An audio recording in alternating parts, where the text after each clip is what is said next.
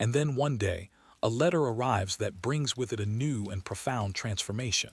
Your daughter is pregnant. You are going to be grandparents. The news is a bombshell, a joyous, life-altering explosion. The circle of life which had been broken by her departure is now being reformed, expanded. The arrival of your first grandchild is a moment of pure, unadulterated joy. You receive the telegram, and you celebrate, just the two of you on your lonely island. You toast the new life with a glass of the sherry you keep for special occasions. You are filled with a new sense of purpose, a new connection to the future. Your daughter brings the baby to the island for a visit, and as you hold your grandchild in your arms, you see your own life, your own choices in a new light. You see the legacy of your family, a legacy that has been shaped and defined by this strange, beautiful, and challenging place. You have raised a daughter who is strong, independent, and courageous, a woman who is able to navigate the complexities of the world because she grew up in a place that taught her the value of self-reliance, of resilience, of a deep and abiding connection to the natural world. You look at your wife, and you see the same understanding in her eyes. The sacrifices you made, the hardships you endured, the difficult choice you made to send your daughter away, it was all worth it. You have not just kept the light burning. You have nurtured a family, you have raised a child, you have created a home, and you have learned that the confines of the tower, which sometimes felt like a prison, were also a crucible, a place that forged a family bond that is as strong, as resilient, and as enduring as the tower itself. The light you have tended has not just guided ships at sea, it has illuminated a path for your own family, a path that now stretches forward into a future you can only imagine, a future that is filled with the promise of new life, new stories, and new generations of the children of the light. To the sailor on the dark, distant sea, your lighthouse is a single, brilliant point of reference, star that has been conveniently placed to guide him home. He sees its flash, he times its interval, and he marks his position on a chart. To him, the light is a simple, binary thing. It is either on or it is off, but to you, the keeper, the light is something infinitely more complex. It is not just a beacon. It is a voice. It is a language, a carefully constructed, precisely articulated language of light, designed to convey a very specific and life-saving message. And the instrument that speaks this language, the magnificent Fresnel lens, is not just a lamp. It is a complex, delicate, and beautiful machine for communication. The soul of this machine is the lens itself, the wondrous, beehive-like structure of glass and brass that sits at the heart of your lantern room. It is a marvel of optical engineering, a testament to the genius of its inventor, Augustin Jean Fresnel. Before Fresnel, lighthouses used simple, polished mirrors to reflect the light from a lamp. It was an inefficient system, wasting most of the light it produced. But Fresnel's invention changed everything. He realized that by using a series of concentric prisms, each one precisely cut and angled, he could capture, refract, and focus almost all of the light from the lamp into a single, intense and horizontal beam. Your lens is a thing of breathtaking beauty. It is a work of art, a sculpture of light. In the daylight, it is a passive, crystalline jewel, its hundreds of prisms capturing the ambient light and fracturing it into 1,000 tiny rainbows. But at night, when the lamp is lit, it comes alive. It becomes an active, powerful, and articulate thing. It is the mouth through which the lighthouse speaks. And what it speaks is its characteristic. Every major lighthouse along the coast has its own unique signature, a specific pattern of flashes and eclipses that distinguishes it from all others. This is the grammar of the language of light. A sailor seeing a single white flash every 5 seconds knows that he is looking at your light, and not the light 20 miles down the coast, which might flash twice every 10 seconds, or the one to the north, which might show a steady, fixed red light. This system of unique characteristics is what transforms a simple network of lights into a coherent, navigable system. It is what allows a sailor to pinpoint his exact position on a dark and featureless sea. Your duty as the keeper is to ensure that your lighthouse speaks its language perfectly. The clarity, the precision, and the unwavering rhythm of your light's characteristic are your ultimate responsibility. The source of this rhythm is not in the lamp itself, but in the complex and beautiful clockwork mechanism that causes the great lens to rotate. This mechanism is, in essence, a giant, slow-moving clock. It is housed in the base of the lantern, gleaming world of polished brass gears, escapements, and governors. It is driven not by a spring, but by a heavy weight, which is suspended in a shaft that runs down the center of the tower. Each day you must wind this mechanism, cranking a handle that hoists the heavy weight to the top of the tower.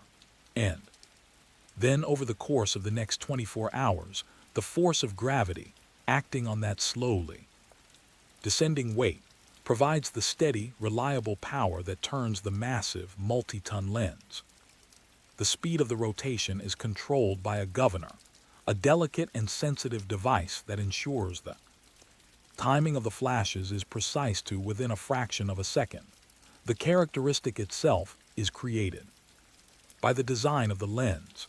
Your lens might have several bullseye panels, which create the intense flashes, separated by blank panels which create the eclipses. As the lens rotates, it sweeps these flashes and eclipses across the horizon, writing its signature in the sky. Your job is to be the conductor of this silent, luminous orchestra. You must keep the clockwork mechanism perfectly clean, perfectly lubricated, and perfectly adjusted. A speck of dust, a worn gear, slight imbalance in the governor can alter the speed of the rotation, changing the timing of the flashes, causing your light to stutter, to speak its language with a lisp, and a single misspoken word from your light could be enough to lead a ship to its doom. A captain, mistaking your light for another, might alter his course in the wrong direction, turning towards a hidden danger instead of away from it. You have a deep, intimate, and almost symbiotic relationship with this machine. You know its every sound, its every rhythm. You can tell, simply by the faint, rhythmic ticking of the clockwork, if all is well. It is a sound of profound comfort, a sound of order, of precision, of a duty being perfectly performed. But one evening, as you stand in the lantern room, making your final checks before the night watch, you hear something that makes the hair on the back of your neck stand up. It is a sound that is almost imperceptible, a tiny, fractional hesitation in the otherwise flawless rhythm of the clockwork. It is a sound that no one else in the world would have noticed, but you notice it.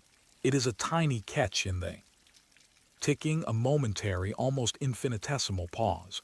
It is a stutter in the voice of your light. And as you look at the great, slowly turning lens, you can see it. A tiny, almost unnoticeable jerk in its otherwise smooth, majestic rotation. The machine is flawed, the language is corrupted, and you are confronted with a new and terrifying question.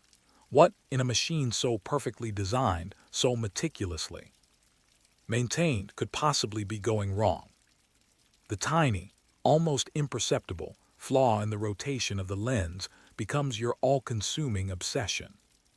It is a puzzle, a mystery, a declaration of war from the world of inanimate objects. To an outsider, the problem would seem trivial. The lens is still turning, the light is still flashing. But to you, a man whose entire life is dedicated to the pursuit of mechanical perfection, it is a catastrophic failure. It is a flaw in the heart of your kingdom, a sickness in the soul of your machine. Your first step is a process of intense, focused observation. You spend hours in the lantern room, your eyes fixed on the rotating lens, your ears tuned to the rhythm of the clockwork. You are a doctor, listening to the heartbeat of a patient, searching for the source of an arrhythmia. You watch the grate. Gears mesh, the escapement engage and release, the governor spin. You are looking for a sign, a clue, a tiny, visible manifestation of the flaw. But you see nothing. The mechanism to your eye appears to be functioning perfectly.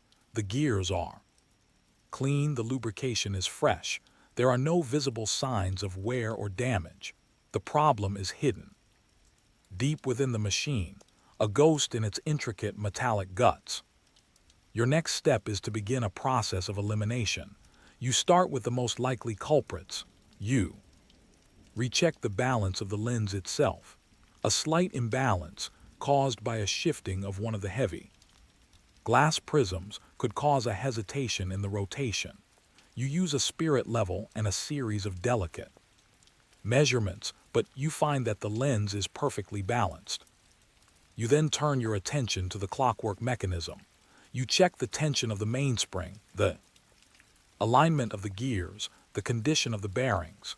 You spend a full day disassembling, cleaning, and reassembling the governor, the delicate heart of the timing mechanism. It is painstaking, nerve-wracking work. The parts are small, intricate, and irreplaceable. A single clumsy move, a drop screw, could render the entire machine useless. But after hours of intense, focused labor, you find nothing. The governor is flawless. The mystery deepens, the stutter persists, and with each passing night your anxiety grows. You begin to feel as if the machine is mocking you, that it is deliberately withholding its secrets. You lie in your bed at night and you can hear it, the faint, irregular ticking echoing down the tower. Constant, maddening reminder of your failure. The problem is not just a matter of professional pride, it is a matter of safety. You know that the timing of your light's characteristic is recorded in the light list, the official publication that is carried by every ship. A captain, timing your light with his chronometer, might notice the slight irregularity. He might question his position. He might hesitate at a critical moment. In the precise, unforgiving world of celestial navigation, a small anomaly can create a large and dangerous uncertainty. Your investigation becomes more desperate. You begin to consider more obscure, more unlikely possibilities. Could it be a problem with the great weights that drive the mechanism? You descend into the dark, narrow shaft in the center of the tower, a place you rarely have reason to go. You inspect the heavy iron weights, the pulleys, the long braided cable that connects them to the clockwork above. You find nothing but dust and silence. You are at a loss. You have exhausted your knowledge, your experience, your ingenuity. The machine has defeated you. It is a humbling and terrifying realization. You are a master of this machine, you know it better than any other man alive, and yet you cannot solve its riddle. It is in this state of frustration and despair that you finally decide to do something you have never done before. You decide to stop the machine, not just for cleaning, not just for maintenance, but to perform a deep, comprehensive, and potentially dangerous diagnostic examination. On a calm, clear morning, you make the decision. You will stop the light. It is a violation of protocol. A light should only be extinguished in the most extreme of circumstances. But you have convinced yourself that this is such a circumstance. You climb the tower, and you perform the delicate and unusual task of disengaging the clockwork mechanism while the lamp is still burning. You then manually stop the rotation of the great lens, bringing its majestic, silent dance to a halt. The lantern room is now filled with a steady, unwavering beam of light, a strange and unnatural sight. You have, in effect, silenced the voice of your lighthouse, and now you must perform surgery. You must open up the heart of the machine, the great sealed gearbox that translates the slow, vertical fall of the weights into the smooth, horizontal rotation of the lens. This is a place you have never been before. It is a place you are not supposed to go. The gearbox is a sealed unit, assembled at the factory in France where the lens was made, and it is not designed to be serviced in the field. But you have no choice. You take your tools and with a sense of trepidation, of violating a sacred space, you begin to unbolt the heavy iron casing of the gearbox. As you lift the casing away, you reveal a world of immense, powerful, and beautifully machined gears. And there, in the very center of the mechanism, you see it, the source of all your troubles, a single broken tooth on one of the massive central gears. It is a small, almost insignificant flaw in a machine of immense size and complexity. But it is enough. It is the grain of sand that is jamming the works of the perfect machine. And as you stare at this small, broken piece of metal, you are faced with a new and even more daunting question. You have found the problem, but in this place of profound isolation, with no spare parts, no machine shop, no access to the outside world, how in the world are you going to fix it? The discovery of the broken gear tooth is a moment of both triumph and terror. You have solved the mystery, you have diagnosed the disease, but the cure seems impossibly out of reach. You are a surgeon who has found the tumor, but you have no scalpel, no operating theater, no hope of removing it. The broken tooth is a small, jagged piece of hardened steel, and it is mocking you with its simple, brutal, and seemingly irreparable reality. Your first thought is to try to remove the broken piece. You use a pair of pliers, a small chisel, but the metal is too hard, too deeply embedded in the gear. You succeed only in scratching the surrounding teeth, a sacrilege that fills you with a fresh wave of guilt. You are faced with a stark choice. You can reassemble the machine, knowing that it is flawed, and hope that the broken tooth does not cause a more catastrophic failure. Or you can attempt the impossible. You can try to build a new tooth. The idea is absurd. You are a lighthouse keeper, not a machinist, not a metallurgist. You have no forge, no lathe, no precision tools. You have only your small, basic kit of hand tools and your own ingenuity. But the thought of surrendering, of allowing the machine to remain broken, is more painful than the thought of attempting the impossible. You begin a desperate search for raw materials. You need a piece of steel that is as hard, or nearly as hard, as the gear itself. You scour your workshop, your storeroom, your entire island. You look at every piece of metal, every tool, every spare part with a new, appraising eye. You consider sacrificing one of your own tools, a wrench, a chisel, but you know that they are made of a different kind of steel. Steel that is designed to be tough, but not necessarily hard enough to serve as a gear tooth. And then you find it. In the back of your spare parts box, a place you have rummaged through 100 times before, you find an old, worn-out file. It is a tool that has been discarded, its own teeth worn smooth with use.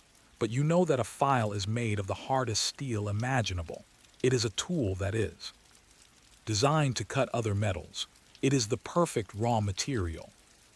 Now the true work begins. You must transform this old, discarded tool into a single, precisely shaped gear tooth. It is a task that requires the patience of a saint, the skill of a watchmaker, and the stubborn, unyielding will of a lighthouse keeper. You break off a small piece of the file. You then begin the slow, laborious, and mind-numbingly tedious process of shaping it. You have no grinding wheel, no power tools. You have only your other files. You are using a file to shape a file, a process that is almost laughably inefficient. You work for days. You sit in the silent lantern room, the great lens stationary above you, the world outside bathed in the useless, unwavering light of your silenced beacon. Your world shrinks to the small piece of metal in your hand. You file, you measure, you file again. You use a small pair of calipers to check the dimensions, striving for a precision that seems impossible to achieve with your crude tools. Your hands ache, your eyes burn, your back is a knot of pain, but you do not stop. You are driven by single obsessive purpose. Slowly, painstakingly, a new shape begins to emerge from the old file. It is the shape of a gear tooth. It is rough, it is imperfect, but it is a tooth. The next challenge is to attach it to the gear. You cannot weld it, you cannot braze it, you must find a mechanical solution. You decide to drill a hole in the base of your new tooth and a corresponding hole in the gear, and then to pin the tooth in place. Drilling a hole in the hardened steel of the gear is another near impossible task. Your hand cranked. Drill bits are not designed for such hard material. You must sharpen them again and again. You use all of your strength, all of your patience, but you finally succeed. You have your holes. You fashion a small pin from a piece of a nail. You carefully fit your new, handmade tooth into the gap in the gear. You line up the holes, and with a small hammer you gently tap the pin into place. It is a snug fit. The tooth is secure. The moment of truth has arrived. You have performed open-heart surgery on your machine, using nothing but your own hands and your own will. But will the patient survive? You reassemble the gearbox, your hands trembling with a mixture of hope and fear. You engage the great weights, you release the brake, and the machine comes back to life. The great lens begins to turn, and the sound, the beautiful, perfect, rhythmic ticking of the clockwork is restored. There is no stutter, there is no hesitation. There is only the flawless, majestic, and deeply comforting sound of a perfect machine doing its perfect work. You have done it, you have done the impossible. You have healed the machine, you have restored the voice of your light. That night, as you stand in the lantern room and watch the great, sweeping beams of light, you feel a sense of pride and of ownership that you have never felt before. You are not just the keeper of this machine, you are its savior. You have a new and even deeper intimacy with it. You have touched its heart, you have mended its wounds. The language of the light is once again pure. Its grammar is flawless, its pronunciation perfect. It speaks its silent, luminous message to the ships on the sea, a message of safety, of guidance, of unwavering reliability. And you, its keeper, its doctor, its priest, you stand and you listen to its voice, a voice that you and you alone have restored from the brink of silence. And you know that you are a part of that voice, that your own stubborn, resilient, and unbreakable spirit is now a part of the language of the light. Your world is dominated by the inorganic. You live on a foundation of ancient, unyielding granite. You work in a tower of stone and iron. Your most intimate companion is a machine of glass and brass. The natural world that surrounds you is a world of wind and water, of vast, impersonal forces that are indifferent and often hostile to the fragile persistence of life. But within this stark, elemental landscape there is a small, defiant pocket of green. It is your garden, a tiny, precious, and hard one. Patch of cultivated earth that is, in its own way, as much a beacon of hope as the great light you tend. The desire to cultivate, to plant a seed and watch it grow, is a deep and ancient human instinct. It is an act of faith, of optimism, of a belief in the future. For a lighthouse keeper, it is also an act of defiance. It is a refusal to be defined solely by the barren rock and the salt-laced sea. It is a declaration that life, in all its tender, green, and vulnerable beauty, can flourish even in the most inhospitable of environments. Creating a garden on a lighthouse station is a monumental challenge. It is a war waged on two fronts, against the soil and against the sea. The soil, what little of it there is thin, poor, and rocky. It is the result of centuries of wind and rain, a meager dusting of organic matter in the cracks and crevices of the granite. It is not the rich, dark loam of a farmer's field. It is a stubborn, uncooperative, and nutrient-poor medium. But the greater enemy is the sea. The very air you breathe is saturated with salt, a fine, corrosive mist that is carried on every breeze. Salt is a poison to most plants. It burns their leaves, it stunts their growth, it kills them from the roots up. And then there is the wind, a constant physical presence that threatens to uproot, to flatten, to shred any plant that dares to raise its head above the level of the rocks. To create a garden in such a place requires more than just a green thumb. It requires the skills of an engineer, a strategist, a battle-hardened general. Your first task is to choose your location. You must find the most sheltered spot on the island, a place that is protected from the worst of the prevailing winds, a place that is as far as possible from the direct spray of the waves. This is usually a small patch of ground on the leeward side of the cottage, a place where the building itself can act as a windbreak. Next, you must build your defenses. You construct a low wall around your chosen plot, a miniature fortress to protect your fragile crops. You use the stones that are plentiful on your island, fitting them together with the patient skill of a master mason.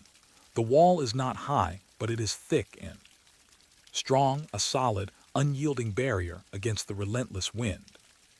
Then you must create your soil. The thin, poor earth of the island is not enough. You must enrich it. You must give it life. You become a master of compost. You gather every scrap of organic material that your small world provides. You collect the seaweed that washes up on the shore, its decaying fronds. Rich in minerals and nutrients, you use the fish guts and the bones from your daily catch. You add the vegetable peelings from your kitchen, the ashes from your hearth, even the droppings from the seabirds that nest on the island. You create a compost heap, a slow, magical engine of transformation, a place where death and decay are transmuted into the stuff of new life. You spend weeks, months, turning the native soil, mixing it with your rich, dark, homemade compost. It is backbreaking, monotonous work. You are not just a gardener. You are a landformer, a creator of Earth. You are terraforming your own small planet.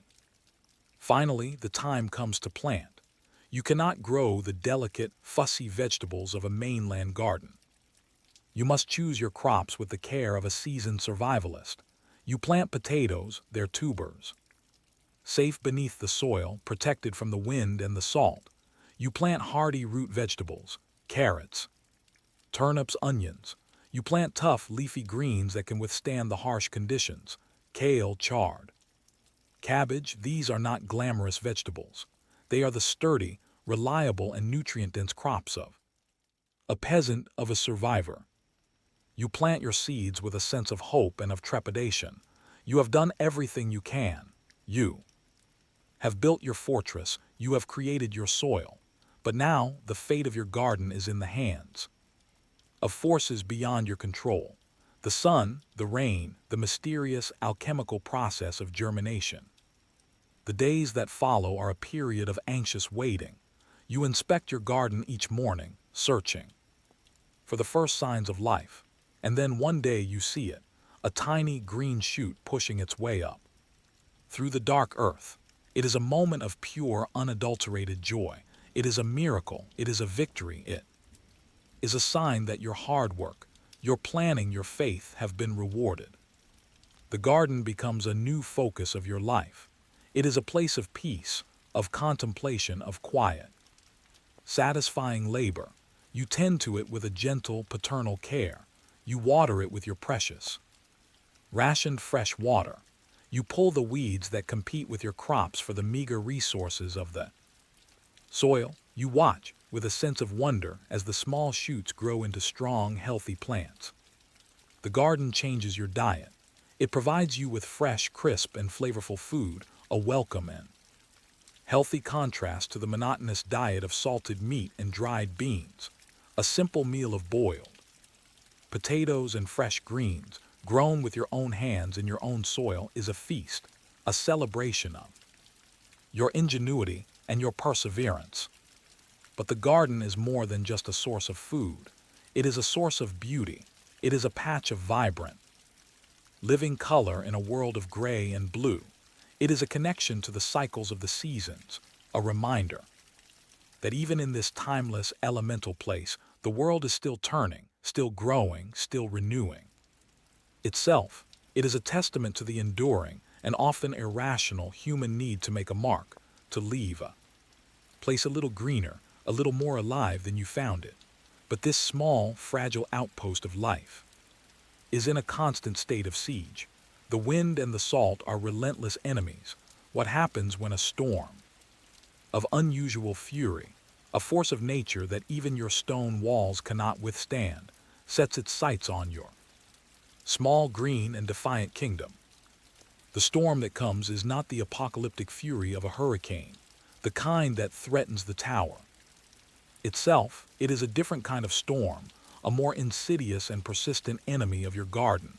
It is a northeaster, a 3-day gale that brings with it not just high winds, but a relentless, driving, salt-laden rain. It is a storm that does not just batter your defenses, it seeks to poison the very soil you have so painstakingly created. You watch the storm approach with a familiar sense of resignation. You have done what you can to prepare. You have harvested any vegetables that are ready. You have added extra mulch to the soil to protect the roots. You have checked the integrity of your stone wall. But you know that against a storm of this nature, your preparations are likely to be inadequate. For 3 days the storm rages. The wind howls a constant, mournful cry. The rain is a horizontal, stinging sheet of water that seems to penetrate every crack and crevice. But it is the salt that is the real enemy. The air is so thick with it that you can taste it on your lips, even inside your cottage. You know that this salt is being driven into your precious garden, saturating the soil, burning the leaves of your plants. You are helpless to do anything but wait and listen to the sound of the storm and imagine the damage that is being done to your small green world. The garden, which has been a source of so much joy and satisfaction, is now a source of anxiety and a feeling of profound impotence. You are a father unable to protect your children from a terrible, invading force. When the storm finally breaks, and the sun emerges, weak and watery, from behind the tattered clouds, you go out to inspect the damage. The scene that greets you is one of devastation. Your small, orderly garden is a wreck. The leaves of your kale and your chard are blackened and burned, as if they have been scorched by a fire. The potato plants are flattened, their stems broken. The soil is covered in a thin, white crust of salt. Your heart sinks. It looks like a total loss. The work of a season, the product of so much hope and labor, has been destroyed in a matter of days. It is a brutal, dispiriting reminder of the power of the sea, of the fragility of life in this harsh and unforgiving environment. A sense of despair washes over you. What is the point of trying? What is the point of this constant, exhausting struggle against forces that are so much more powerful than you are? The sea will always win, the salt will always triumph. Perhaps it is folly to even try to grow things here. Perhaps you should just accept the barrenness of your rock and live on the tinned and salted food that the government provides. You spend the day in a state of mourning. You walk through your ruined garden, touching the burned leaves, feeling the salt-crusted soil. You are tempted to simply abandon it, to let it be reclaimed by the wild, weedy grasses that are the only native plants tough enough to survive here. But as the day wears on, and you continue to survey the damage, you begin to notice small signs of hope. The root vegetables, the carrots and the onions, protected beneath the surface of the soil, seem to have survived the worst of the salt. The potato plants, though their leaves are destroyed, still have their precious tubers safe in the earth.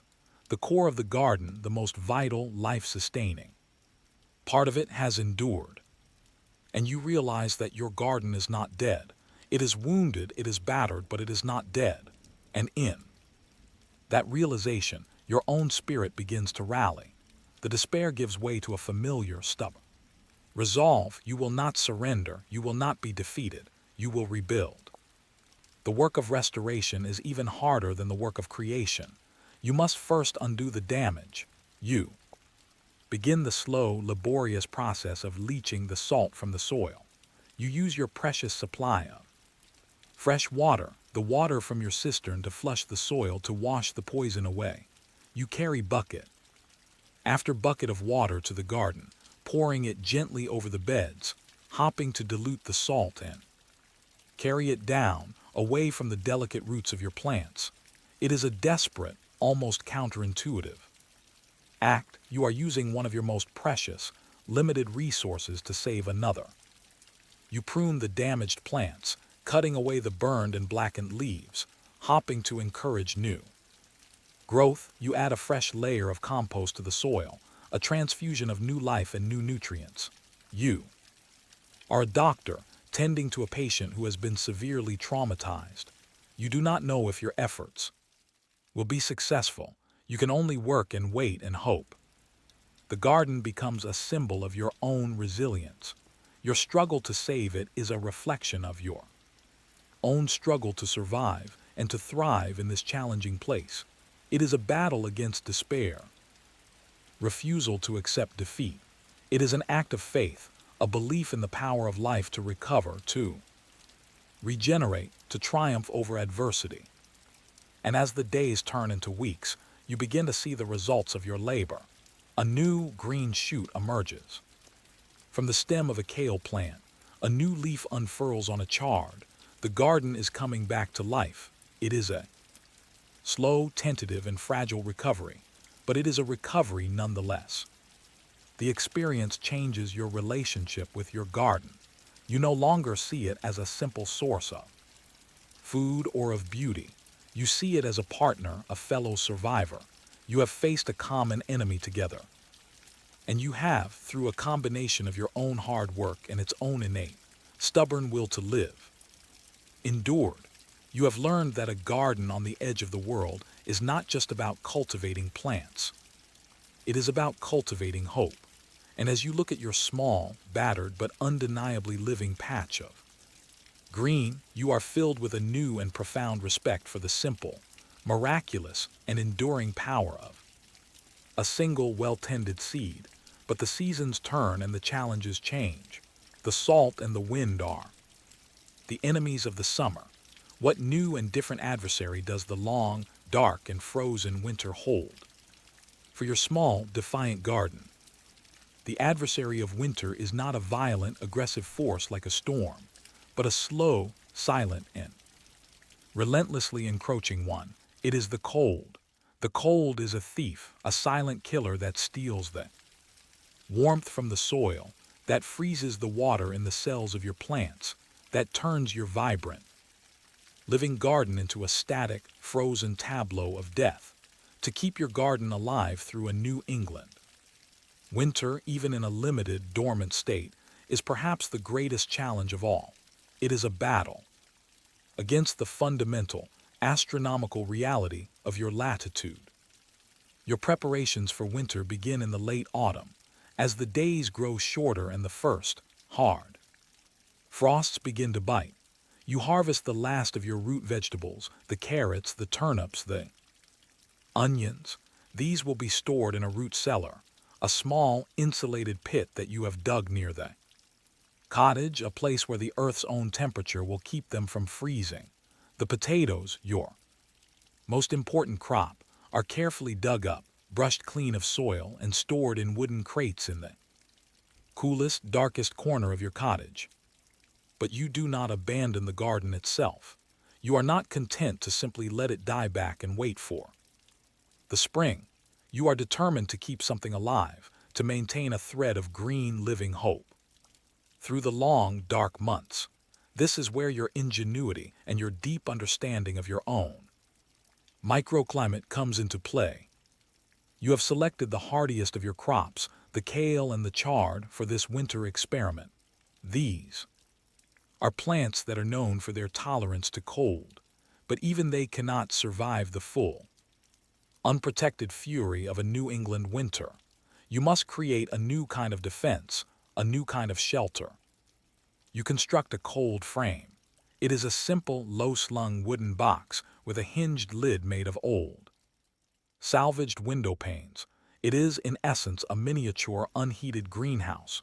You place it over your bed of kale, creating a small, protected environment, a pocket of relative warmth and stillness. The glass lid will allow the weak, winter sun to penetrate, warming the soil while protecting the plants from the killing winds and the snow. You also use the resources of the sea to protect your garden. You gather great piles of seaweed and dried leaves, and you use them to create a thick, insulating mulch around the base of your plants.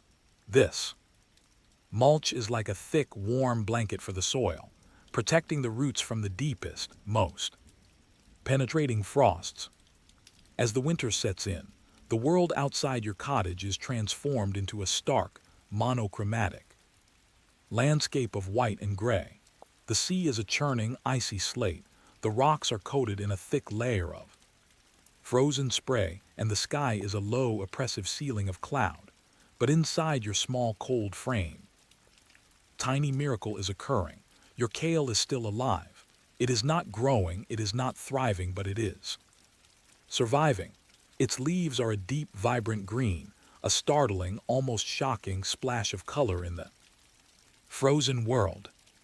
To be able to go out into your garden in the dead of winter, to lift the lid of your cold frame, and to harvest a handful of fresh, green leaves is a victory of immense proportions. It is a taste of summer.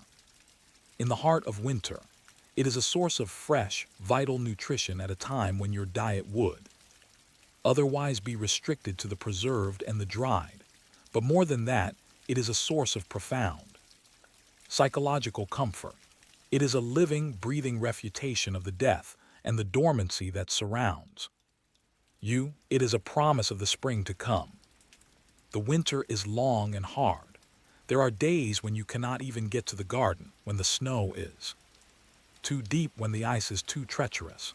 On those days, you can only hope that your small, green charges are surviving in their fragile shelter.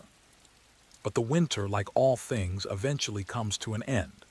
The days begin to lengthen, the sun gains a new strength, the snow begins to melt, and as the earth thaws and the first tentative signs of spring begin to appear, you go out to your garden to assess the results of your winter-long battle. You lift the lid of the cold frame. The kale is still there, its leaves a little battered, a little weary, but undeniably alive.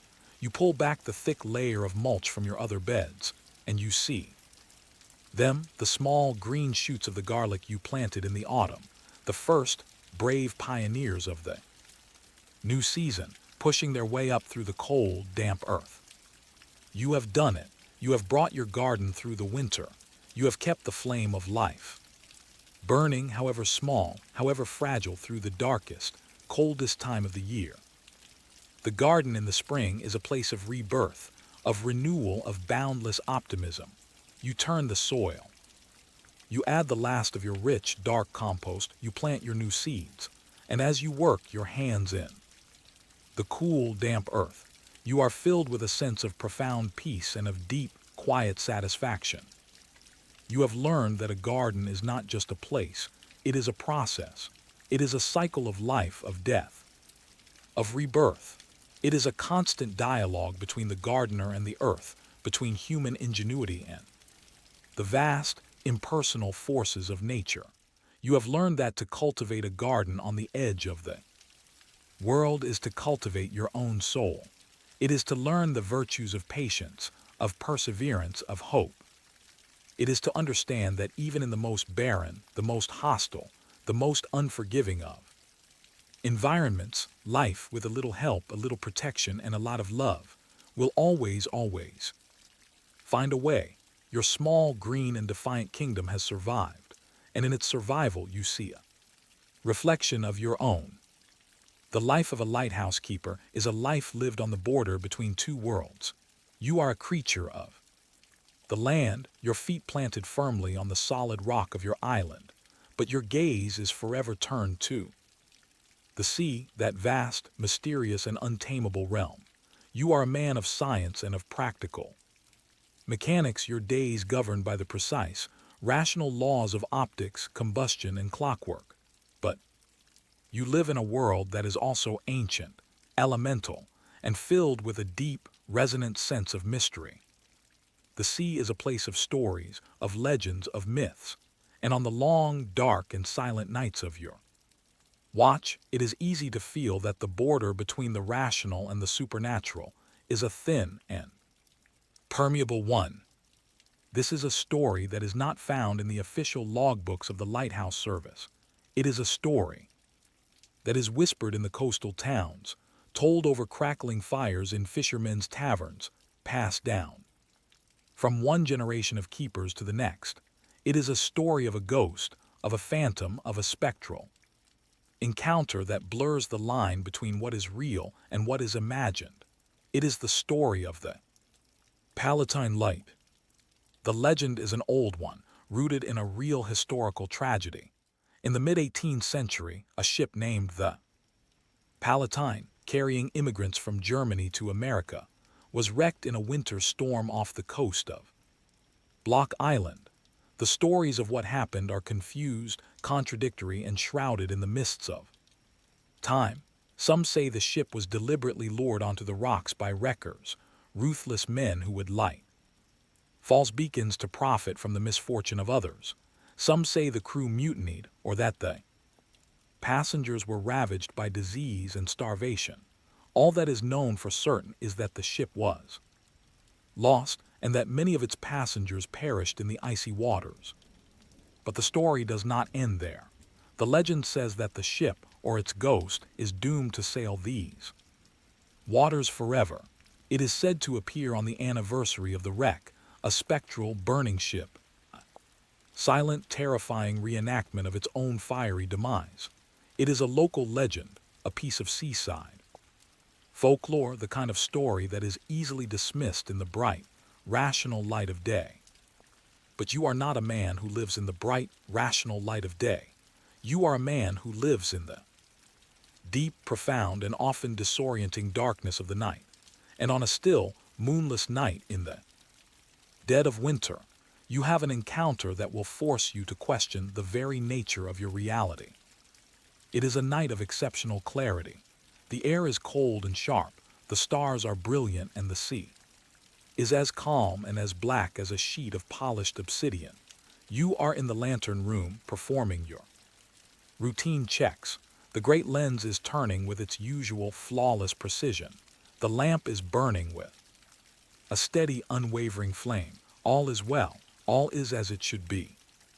You are standing on the gallery, the iron walkway that encircles the lantern room, looking out at the vast, silent expanse of the sea. The beam of your light sweeps across the water, a single, moving finger of white in the immense darkness, and then you see it. It is a light, but it is not the light of another lighthouse. It is not the navigation light of a passing ship. It is a strange, flickering, and unaccountable light, far out on the water in a place where no light should be. It is a warm, orange, and deeply unsettling light, the color of fire. Your first thought is a practical one. It is a ship in distress, a fire on board. You grab your telescope, your hands suddenly cold and clumsy. You bring the telescope to your eye and you focus it on the distant light. What you see through the lens of the telescope makes no sense. It is a ship, yes, but it is a ship of a kind you have never seen before, except in old paintings and history books. It is a square-rigged vessel, a galleon or a frigate, a ship from another century, and it is on fire. But the fire is a strange one. It is a silent, ethereal fire. There is no smoke. There are no flames. Looking at the rigging, the entire ship seems to be glowing with a soft, internal, and ghostly luminescence. It is a ship made of fire, a ship that is burning but is not consumed. You watch, your heart pounding, as the spectral vessel sails slowly, majestically, and silently across The dark water, it is moving against the wind, against the current. It is following a course that is not governed by the laws of nature, but by some other, older and more mysterious set of rules. You are a man of reason. You do not believe in ghosts. You try to find a rational explanation for what you are seeing. It must be a mirage, a trick of the light, a strange atmospheric phenomenon. It must be the reflection of a distant, unseen fire on the mainland. It must be anything other than what it appears to be.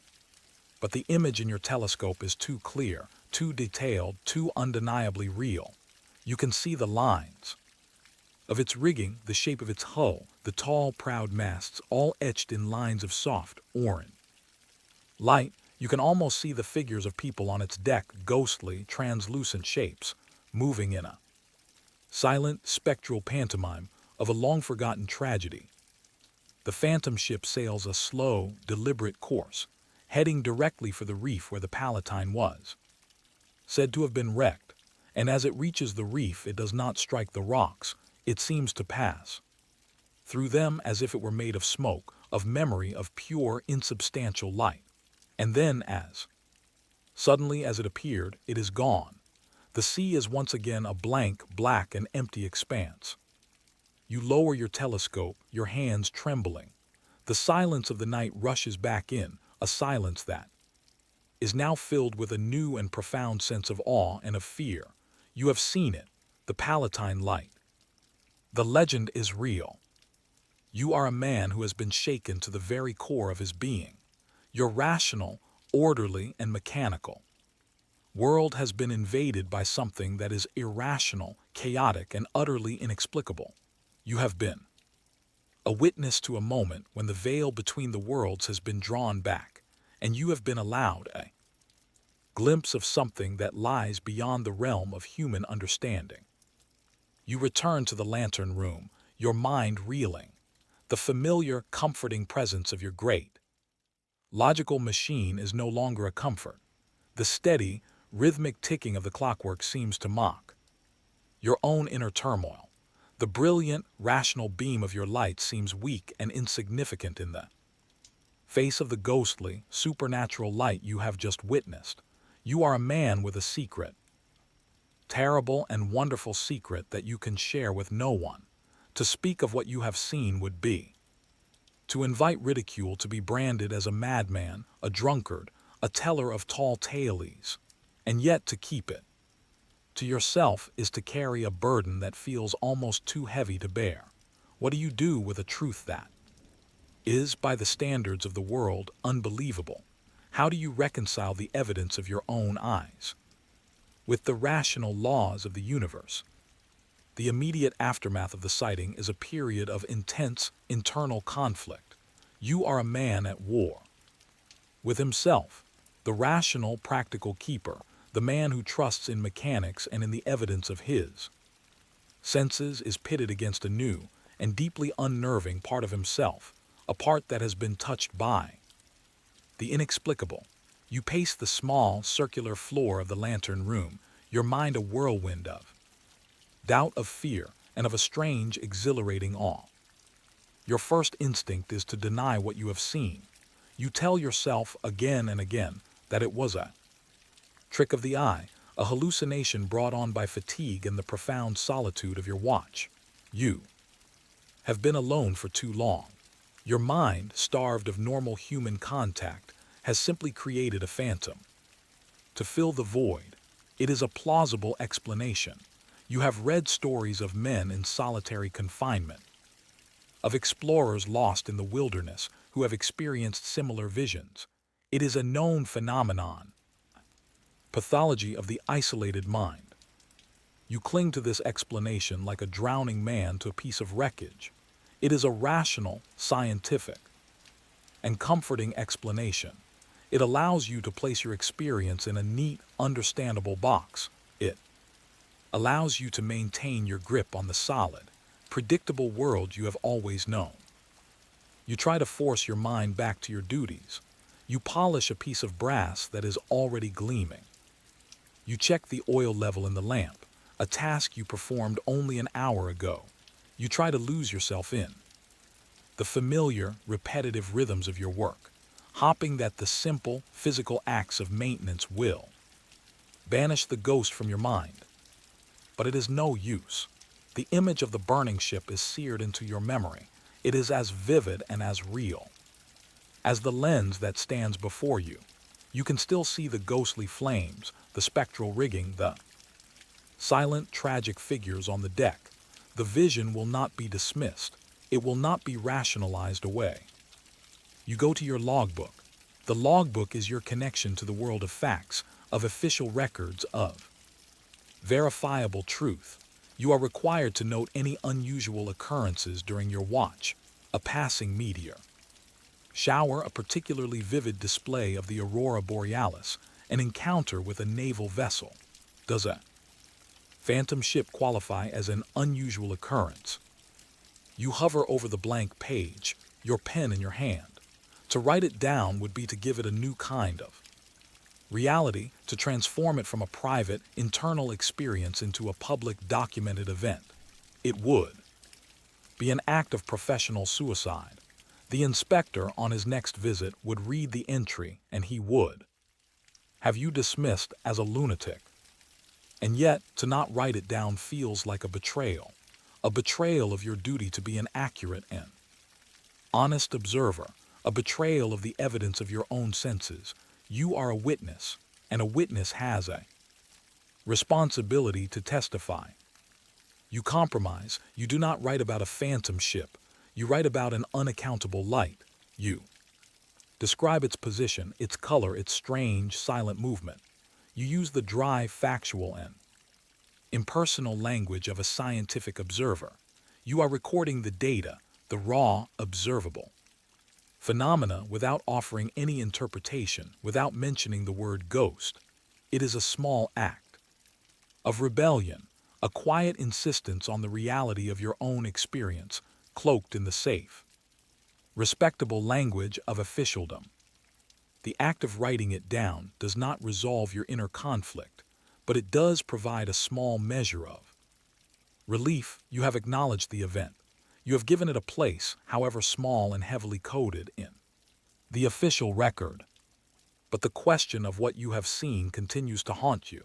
You are a man who needs to understand, to know, to find the logical cause and effect in the world around you. And so, you begin an investigation. You are a detective, and the crime is a violation of the laws of physics. You go to your small library. You have a few books on local history, on the folklore of the New England coast. You search for any mention of the Palatine, of the legend of the burning ship. You find the story, much as you have heard it whispered in the past. You read the different versions of the tragedy, the accounts of the wreck, the stories of the survivors. You are looking for a rational explanation, a historical or scientific kernel that could explain the legend. You read about the phenomenon of St. Elmo's fire, the static electrical discharge that can cause the masts of a ship to glow with a strange, ethereal light. You read about bioluminescence, the light produced by microscopic organisms in the sea, which can sometimes create the illusion of a glowing wake. You read about mirages, about the way that light can be bent and distorted by layers of air at different temperatures, creating fantastical and often terrifying illusions. You try to fit your own experience into one of these scientific boxes. Perhaps what you saw was a real ship, a distant vessel whose image was distorted by a temperature inversion, whose lights were transformed into the illusion of a burning galleon. Perhaps it was a dense cloud of bioluminescent algae stimulated by the passage of a school of fish. These explanations are plausible, they are rational, they are comforting, but in your heart you know that they do not fit the facts. The image you saw was too clear, too detailed, too undeniably a ship of another century. The scientific explanations feel like a strained and desperate attempt to deny the evidence of your own eyes. You are left in a state of profound and unsettling uncertainty. You are a man caught between two Worlds, the world of the lamp and the world of the ghost. You have no way of proving what you saw and no way of disproving it. You are left alone with your experience, with your secret. And as the days turn into weeks, and the memory of the event remains as vivid as ever, you begin to change. You have always been a man who respected the sea, who understood its power, but now your respect is tinged with a new emotion. It is a sense of awe, of reverence, of a deep and abiding humility. You have learned that there are things in the world that are beyond your understanding, that the universe is a far stranger and more mysterious place than you had ever imagined. You have learned that the clear, rational light of your lamp does not, and cannot, illuminate all the dark corners of the world. And as you stand your watch night after night, you find your eyes drawn to that spot on the horizon where the phantom ship appeared. You are no longer just looking for ships to guide. You are looking for something else. You are looking for a sign, a confirmation, a repetition of the miracle. You are a man who is waiting for the ghost to return. The ghost does not return. The anniversary of the wreck comes and goes, a night you spend in a state of heightened, almost unbearable anticipation. But the sea remains empty, the horizon dark and silent. The phantom, it seems, has shown itself to you once and only once. The lack of a second sighting does not, as you might expect, allow you to dismiss the first. On the contrary, the uniqueness of the event gives it an even greater weight, a greater significance. It was not a recurring phenomenon, not a predictable anomaly. It was a singular, unrepeatable moment of grace, or of madness. You are left alone with your secret, and it begins to work on you, to change you in subtle but profound ways. You become a more introspective man, more given to long periods of quiet contemplation. Your relationship with your environment, with the sea and the sky, deepens. You look at the world with new eyes, the eyes of a man who knows that reality is a thin and fragile veneer, stretched over a deep and mysterious abyss. You find yourself becoming a collector of stories. When the supply tender arrives, or when a fisherman stops at your island to shelter from a squall, you find yourself gently, carefully probing them for their own experiences with the strange and the unaccountable. You ask them about unexplained lights, about strange sounds, about feelings of unease on the water. Most of them, practical, hard-headed men of the sea, just laugh and shake their heads. But some of them, after a long pause, after another sip of coffee, will lean forward, their voices low, and they will tell you a story of a time they heard voices on the wind when there was no one there. Story of a time they saw a light where no light should be. A story of a time they felt a sudden, inexplicable chill on a calm summer's day. You become a repository of these small, secret, and unverified tales. You do not write them down in your logbook. You keep them in the private logbook of your own mind. You are creating a new kind of chart, a map not of the physical dangers of the sea, but of its psychological and spiritual geography, its areas of high strangeness, its points of inexplicable mystery. And you realize that you are not alone. You are part of a hidden community, a secret brotherhood of men who have seen things they cannot explain, who have touched the edge of a world beyond the rational. This realization is a profound comfort. It does not explain what you saw, but it normalizes it.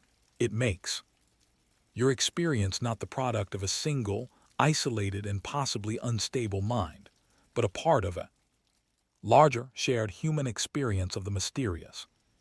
The experience also changes your relationship with your work. You have always been a diligent and responsible keeper, but now your work takes on a new, almost spiritual dimension. The lighting of the lamp each night is no longer just a mechanical act. It is a ritual. It is an act of defiance against the darkness, yes, but it is also an act of respect for it. You understand now that the darkness is not just an absence of light. It is a presence. It is a world in itself, a world with its own inhabitants, its own rules, its own mysteries. Your light is a bridge. It is a connection between the safe, known, and rational world of the land and the dark, unknown, and mysterious world of the sea. You are the keeper of that bridge. You are the man who stands at the border, who mediates between the two realms.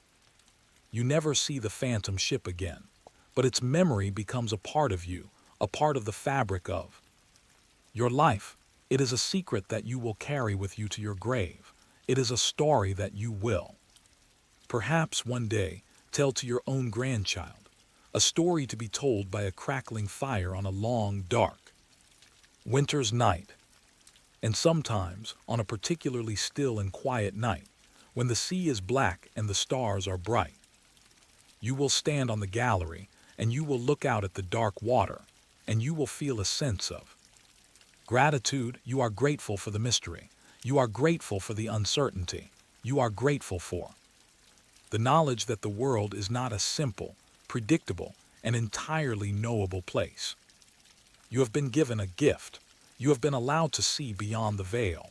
You have been reminded that the universe is a place of wonder, of terror, of a beauty that is both terrible and sublime. You are keeper of the light, yes, but you are also now a keeper of the darkness, a guardian of the profound and unsettling truth that not everything that is real can be seen, and not everything that can be seen is real. The phantom ship has burned itself into your soul, and its ghostly, ethereal light will illuminate your inner world for the rest of your days. Your life as a lighthouse keeper is a life of routine, of repetition, of a deep and abiding sameness. The sun rises, the sun sets. The tide comes in, the tide goes out. The great lens turns, the lamp burns. You are an anchor of stability in a world of constant, fluid motion. But beyond the shores of your small, isolated island, the world is changing. It is the mid to late 19th century, a period of immense, convulsive, and often chaotic technological transformation. The Industrial Revolution is in full swing, and its shockwaves are reaching even the most remote corners of the nation. This is the story of how that great churning engine of progress arrived at your doorstep, not with a bang but with a barrel. It is the story of the transition from whale oil to kerosene, a change that was far more than a simple substitution of one fuel for another. It was a revolution that would transform the very nature of your work, your skills, and your relationship with the light itself. For decades, the lifeblood of your lamp has been whale oil, specifically the fine, pure oil rendered from the head of the sperm whale. It is a magnificent fuel. It burns with a bright, clear, and almost smokeless flame. It is reliable, it is stable, and it is forgiving. You have a deep, intimate, and long-standing relationship with whale oil. You know its smell, its texture, its temperament. You know how it behaves in the cold, how it flows through the fuel lines, how it feeds the wick. Your entire system, your lamp, your cleaning routines, your very sense of what it means to tend a light is built around the unique properties of this fuel. But the age of the whale is coming to an end. The great whaling fleets have done their work too well. The sperm whale has been hunted to the brink of extinction, and the price of its precious oil has skyrocketed. The Lighthouse Board, a body of practical, budget-conscious men, cannot ignore the simple, brutal arithmetic. The cost of lighting the nation's lighthouses is becoming unsustainable. They must find a cheaper, more reliable, and more modern source of fuel. The answer is found not in the sea but in the earth. It is petroleum, the rock oil that is being discovered in vast quantities in the hills of Pennsylvania and Ohio. When refined, this petroleum yields a new, miraculous, and incredibly cheap illuminant, kerosene. Kerosene burns with a brilliance that far surpasses even the finest whale oil. It is plentiful, it is affordable, and it is the fuel of the future. The news of the change comes to you, as all news does, via an official letter from the board. You are informed that on the next visit of the supply tender, your remaining stock of whale oil will be removed, and you will be supplied with the new mineral oil. You are also informed that your lamp, the beautiful, familiar, and reliable argan lamp that you have tended for years, will be replaced with a new model, one specifically designed to burn this new, more volatile fuel. The news fills you with a deep sense of unease. You are a man who is, by nature and by profession, resistant to change. Your life depends on stability, on predictability, on the reliable performance of familiar equipment. And now, the very heart of your system is to be ripped out and replaced with something new, something unknown, something you do not trust. You have heard stories about kerosene, whispers and rumors carried by sailors and fishermen. You have heard that it is dangerous, that it is explosive, that it can fill a room with a noxious, suffocating smoke. You have heard of house fires, of terrible accidents, of men who have been careless with this new and seemingly treacherous substance. The day the tender arrives to perform the great conversion is a day of profound anxiety. A team of technicians comes ashore, men with a different kind of knowledge than your own. They are not men of the sea, they are men of the factory, of the laboratory. They speak a new language, a language of BTUs, of flash points, of hydrocarbon chains. They look at your beautiful, handcrafted whale oil lamp with a kind of pitying disdain. It is to them an antique, a relic, a museum piece. They work with a swift, impersonal efficiency. They dismantle your old lamp, the friend you have known and trusted for years. They handle its polished brass and its delicate mechanisms with a carelessness that breaks your heart. They pack it away in a wooden crate to be returned to the mainland and sold for scrap. In its place, they install the new kerosene lamp. It is a different kind of beast altogether. It is a machine of stamped metal and mass-produced parts. It lacks the elegance, the craftsmanship, the soul of your old lamp. It is a product of the new age, an age of efficiency, of economy, of a brutal, unsentimental functionality. The technicians show you how to operate the new lamp. They explain the new burner, the new ventilation system, the new, more complex procedure for lighting and extinguishing the flame. You listen. Carefully, you nod. You try to absorb the information, but your mind is filled with a sense of resistance, of a deep instinctual distrust. The fuel itself is also alien. The kerosene is a thin, clear liquid with a sharp chemical smell that is utterly different from the rich, fatty scent of the whale oil. It feels different in your hands. It moves differently in the measuring cans. It is a substance that you do not know, that you do not understand. After a few hours, the technicians are done. They pack up their tools, they get back in their launch, and they leave. And you are left alone with this new, strange, and intimidating machine, this new and potentially dangerous fuel. That night, as you prepare to light the lamp for the first time, you are filled with a sense of profound trepidation. You follow the new procedure with a meticulous, almost fearful precision. You open the valves, you adjust the draft, you bring the match to the wick. The lamp ignites with a sudden explosive whoomp that makes you jump back.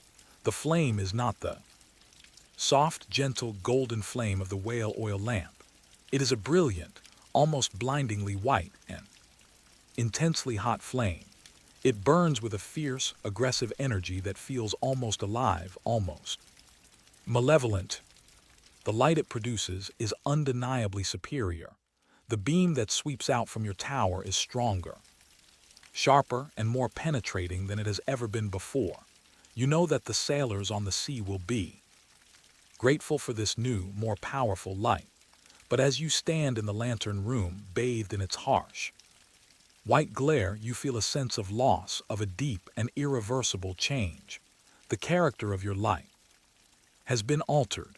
The soft, golden, almost living pulse has been replaced by a cold, hard, mechanical stare. The slow, gentle march of progress has arrived at your door, and it has left you with a better, light but a colder and more alien world. And you are left to wonder, in the long, quiet hours of your watch, if this new, more efficient and more dangerous age will have a place for an old and increasingly obsolete man like you. The first few weeks with the new kerosene lamp are a period of intense and stressful adjustment. You are a student again, a novice, learning a new and unforgiving craft. The skills and the instincts that you have honed over decades of working with whale oil are now not just obsolete, they are dangerous. Kerosene is not a forgiving fuel. It does not tolerate carelessness. It demands a new level of precision, a new kind of respect. The lighting procedure is a daily source of anxiety. The whoomp of the ignition, which had so startled you on the first night, remains a nerve-wracking event. You learn that the slightest error, the ventilation settings, the smallest droplet of spilled fuel, can result in a flare-up, a cloud of thick, black, oily smoke that coats the inside of the chimney and threatens to foul the great lens itself. You have to work with a surgeon's care, your movements precise, your attention absolute. The flame itself is a constant source of worry. The brilliant white light of the kerosene lamp is produced by burning the vapor of the fuel, not the fuel itself. This requires a delicate and constant balance between the fuel supply and the air draft. Too much fuel, and the flame becomes a smoky, sputtering mess. Too little, and it can be extinguished by the slightest downdraft. You find yourself constantly fiddling with the small, sensitive valves, trying to maintain the perfect, unwavering intensity. Your old whale oil lamp was a steady, reliable friend. This new machine is a temperamental, high-strung thoroughbred, beautiful and powerful, but always on the verge of a catastrophic tantrum. The cleaning is also a new and more demanding chore. The kerosene, while burning cleaner than lard oil, still produces a fine, oily soot that the whale oil did not. You find that you must clean the delicate glass chimney of the lamp every day, a task that requires a steady hand and a delicate touch. A cracked chimney would render the lamp inoperable, and the great lens, your pride and joy, now requires more frequent and more meticulous polishing to remove the faint, almost invisible film of oil that seems to settle on its prisms. But the greatest change is in the level of danger. The whale oil was flammable, yes, but it was a slow, lazy kind of flammable. The kerosene is different. It is volatile. Its vapor is explosive. You live now with a constant, low-level awareness of the potential for a catastrophic fire. You develop a new set of rituals, a new litany of safety procedures. You handle the fuel with an almost religious reverence. You store the main supply in a separate, well-ventilated building, far from the tower and the cottage. You carry only a small amount to the lantern room each day. You check every valve, every seal, every fuel line for the slightest sign of a leak. You become obsessed with ventilation, ensuring that the lantern room is always filled with a steady flow of fresh air to prevent the buildup of explosive fumes. The fear of fire becomes your constant companion. You have nightmares about it. You dream of a sudden, explosive flash in the lantern room, of the great lens shattering in the heat, of the tower itself becoming a roaring stone chimney of flame.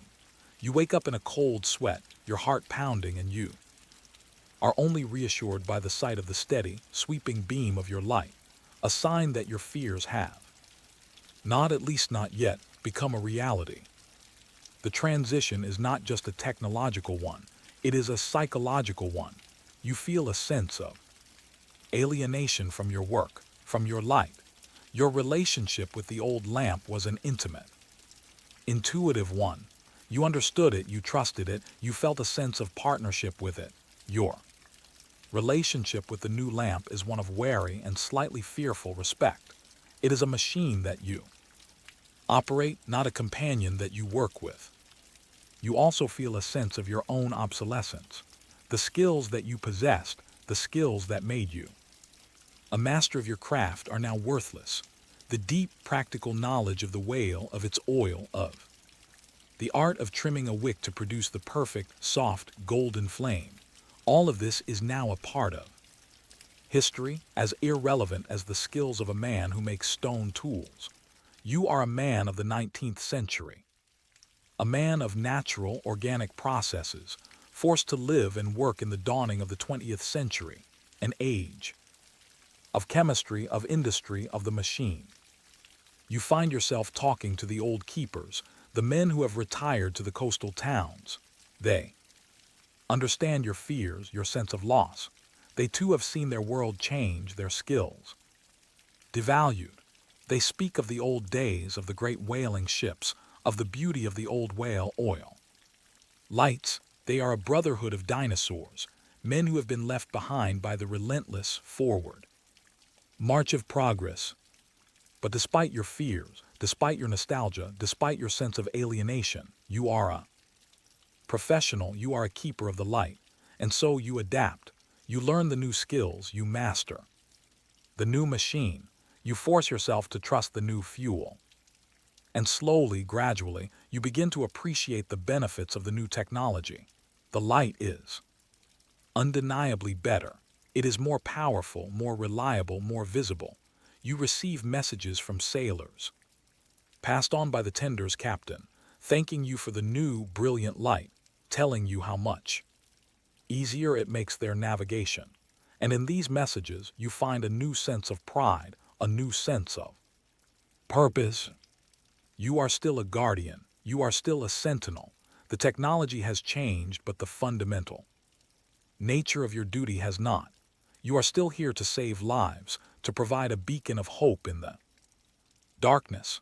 And if this new, colder, and more dangerous light does that job more effectively, then you must accept it, you must embrace it, you must make it your own. You learn to live with the fear. You learn to respect the power of the kerosene. You develop a new set of instincts, a new intuition. You learn to listen to the sound of the new lamp, to understand its rhythms, its moods. You are no longer a master of the old ways, but you are becoming a master of the new. You are a man in transition, a bridge between two ages. And as you stand in the brilliant white light of your new lamp, you begin to wonder what other changes, what other improvements the relentless march of progress has in store for you, and for the ancient and noble profession that you have dedicated your life to. The march of progress, you discover, is relentless. The transition to kerosene was not the end of the story, but merely the beginning of a new chapter, a chapter of continuous and often unsettling change. The Lighthouse Board, emboldened by the success and the economy of the new fuel, is now fully committed to a program of modernization. The age of the craftsman keeper, the man whose skill was in his hands and his intuition, is definitively over. The age of the technician keeper, the man whose skill is in his ability to operate, maintain, and repair increasingly complex machinery, has begun. The next great innovation to arrive at your station is the incandescent oil vapor lamp. This is another leap forward in lighting technology. Instead of a simple wick, this lamp uses a heated mantle, a small mesh bag made of asbestos and rare earth metals. The kerosene is vaporized by the heat, and the vapor is directed onto the mantle, which incandesces, producing a light that is 3 to 4 times brighter than the simple flame of the previous lamp. The installation of this new lamp is another period of disruption and of learning. The new lamp is even more complex, more delicate, and more temperamental than the one it replaced. The mantles are incredibly fragile. A slight jar, a sudden draft can cause them to shatter, and you must learn the delicate, almost surgical skill of replacing them. The process of lighting the lamp is now multi-stage affair involving preheating the vaporizer with an alcohol torch, a procedure that introduces yet another flammable substance into your lantern room. But the light is magnificent. It is a fierce, brilliant, and almost impossibly white light. Your small, remote lighthouse now has the illuminating power of a major coastal beacon. You are on the cutting edge of technology. You are a modern man, a man of science and of progress. And the changes are not just to the light itself. The methods of communication are also changing. The reliance on passing fishing boats and the semi-annual visit of the tender is slowly being superseded by new technologies. Your station might be one of the first to be equipped with a telephone line, a single, fragile wire that connects you to the mainland, a wire that is often broken by storms, but that, when it works, provides you with an instantaneous connection to the outside world. The long, agonizing delays in communication, the months of waiting for a letter, are becoming a thing of the past. Or perhaps your station is equipped with a radio beacon. This is a new and almost magical technology. In addition to your light, you are now broadcasting an invisible signal, a unique Morse code signature that can be detected by ships equipped with a radio direction finder. A ship can now determine its position even in the thickest fog, even when your light and your foghorn are completely useless. You are no longer just a keeper of the light. You are a keeper of the airwaves. You must learn the basics of radio technology. You must ensure that your signal is always broadcasting, always clear, always on its precise frequency. Each of these innovations is, in its own way, a marvel. Each one makes your station more effective, more reliable, more successful in its mission to save lives. But each one also chips away at the old way of life, at the skills and the traditions that you have come to embody. You are becoming less of a keeper and more of an operator. You spend less time with your hands on the lamp and more time with your eyes on a pressure gauge, your ears listening to the crackle of a radio signal. And you can see the future.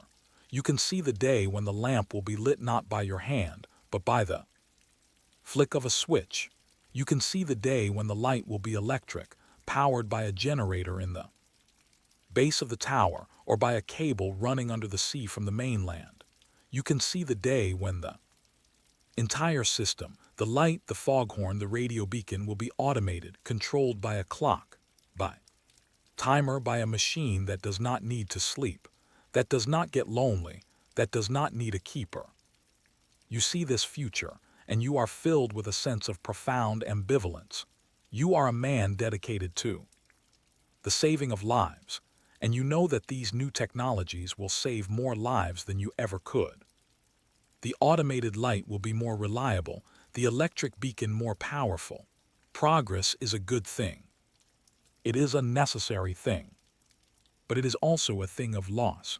It is the loss of a craft, of a skill, of a way of life. It is the loss of the human element, of the quiet, personal, and deeply meaningful relationship between a man and his machine, between a keeper and his light. You are one of the last of your kind. You are a man who has lived through the great transition, who has known the soft, golden light of the whale oil and the fierce, white light of the incandescent mantle. You have known the profound silence of true isolation and the crackling, disembodied voice of the radio. You are a living bridge between two worlds. And as you stand your watch in the brilliant, unwavering, and now almost completely automated light of your modern lantern room, you feel a sense of pride and of sorrow. You are proud to have been a part of this great life-saving enterprise, to have played your small role in the slow, steady march of progress, but you are also sad. You are sad for the loss of the old ways, for the passing of the age of the keeper. The light of the future will be brighter, it will be stronger, it will be more efficient, but it will have no soul, it will have no story, it will have no keeper. It will be a perfect machine in a perfect Tower on a lonely and now truly and permanently empty rock, and the world you can't help but think will be a slightly colder and a slightly less human place for it. There are two clocks that govern your life.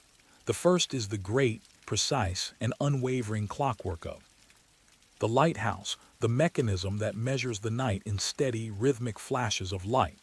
The second is the smaller, more fragile, and utterly relentless clock of your own body. For decades, these two clocks have worked in harmony, but now, in the late autumn of your life, they are beginning to fall out of sync. The stairs of the tower, which you have climbed tens of thousands of times, now seem steeper, their iron steps harder and colder. The long, dark nights of the winter watch leave a deeper, more persistent chill in your bones. Your hands, though still strong and capable, are beginning to lose their sureness. Their grip not quite as firm, their touch not quite as steady. Your body, which has been a reliable and uncomplaining servant for so long, is beginning to send you small, insistent messages of its own. Impending retirement. The official notice from the lighthouse board when it arrives is therefore not a surprise. It is a formality, a confirmation of a truth you have already begun to feel in your own aching joints. The letter, written in the familiar, impersonal script of a government clerk, informs you that you have reached the mandatory retirement age of 70. Your service, it states, has been long and meritorious. A replacement keeper has been appointed and will arrive on the next tender to relieve you of your duties. You read the letter, and the feeling that washes over you is a complex and contradictory cocktail of emotions. There is relief, yes, a profound sense of relief from the physical burdens of the job, from the endless, wearying struggle against the sea and the elements. You will no longer have to climb the stairs in a gale or spend a sleepless night tending a failing foghorn. You will be able to rest. But beneath the relief, there is a much deeper and more powerful current of sorrow. It is a feeling of being unmoored, of being cast adrift. For 50 years, your identity has been inextricably linked to this tower, this light. You are not just a man, you are a keeper. It is not just what you do, it is who you are, and now that identity is being taken from you. Who will you be without your light, without your tower, without your purpose? The prospect of a life on the mainland, a life of quiet, unstructured, and aimless retirement, is, in its own way, more terrifying than any storm you have ever faced. The process of preparing to leave is a process of dismantling a life. You and your wife begin to pack your belongings into wooden crates and sea chests. Every object you touch is a repository of memory. Small, smooth stone that your daughter picked up on the beach as a child, a worn copy of Shakespeare, its pages filled with your own penciled notes, a spare, hand-fashioned gear tooth for a clockwork mechanism that was replaced decades ago. Each object is a part of your story, and to pack it away is to close a chapter of your life. The cottage, which has been your home for half a century, is slowly stripped of its personality, of its warmth. The walls, once covered with pictures and charts, are now bare. The shelves, once filled with books and curiosities, are now empty. The room echoes with a new, hollow silence, a silence that is filled with the ghosts of a lifetime of memories. And then the day arrives. The tender appears on the horizon, a familiar sight that now fills you with a sense of finality. It is the ship that is coming to take you away, to carry you into the strange, foreign country of your own old age. You stand on the landing, dressed in your best uniform for the last time, and you watch as the launch brings the new keeper ashore. He is a young man, strong, confident, and filled with the easy, unthinking energy of youth. He is you 50 years ago. He looks at the tower with a proprietary air, the look of a man who has come to claim his kingdom. You shake his hand, and you perform the first formal act of the changing of the guard. You hand him the keys to the station, The keys are heavy, made of brass and worn smooth with use. They feel strangely light in your hand as you pass them over. They are no longer yours. The young man is respectful, but he is also impatient. He is eager to get started, to learn the systems, to take command. He has been trained in the new ways and the new technologies. He speaks of electricity, of radio beacons, of automated systems.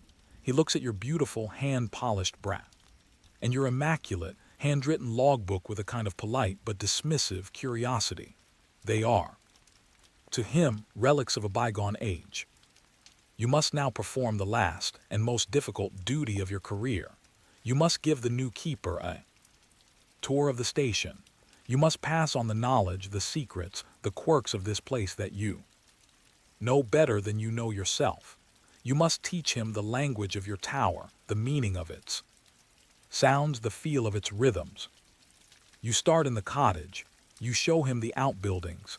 You explain the systems for water collection, for supply storage, and then you stand together at the base of the tower.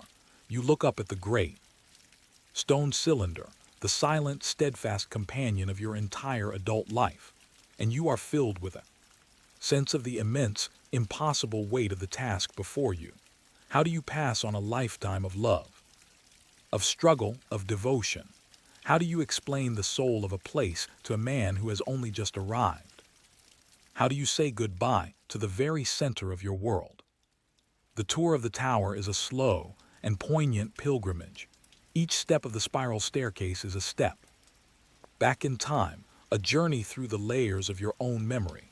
You find yourself telling the young keeper stories, anecdotes, and pieces of hard-won wisdom that are not found in any official manual. This step, you say, pausing halfway up, creaks a little louder when the wind is from the northeast. It's a good way to know a storm is coming before the barometer even starts to fall. The young man nods, a polite but slightly impatient expression on his face. He is interested in the mechanics, the systems, the official procedures. He does not yet understand that a lighthouse is more than just a machine, that it is a living thing with a personality, a voice, a soul. He does not yet understand that a keeper's most important knowledge is not technical, but intuitive. You reach the lantern room, your sanctum, your holy of holies. The young keeper is visibly impressed by the great lens, by the gleaming brass, by the sheer, breathtaking beauty of the space. But he sees it with the eyes of a technician. He sees a machine to be operated. You see a friend, a partner, a confidant. You begin to explain the intricacies of the lamp, the delicate balance of the clockwork, the unique quirks of this particular lens. You show him the small, almost invisible, mark on the brass housing of the lamp that indicates the perfect setting for the wick. You show him the precise amount of pressure to apply to the break of the clockwork to bring the lens to a smooth, gentle halt. These are the small, unwritten details, the trade secrets that have been passed down from one keeper to another, a secret, oral tradition that is the true heart of your craft. The young keeper listens. He asks intelligent questions. He makes notes in a small, leather-bound notebook. He is a good student. He is competent. He is professional. But you can see in his eyes that he does not truly understand. He does not yet feel the deep, personal connection to the machine that you do. He has not yet spent a long, dark night with it, listening to its heartbeat, trusting it with his life.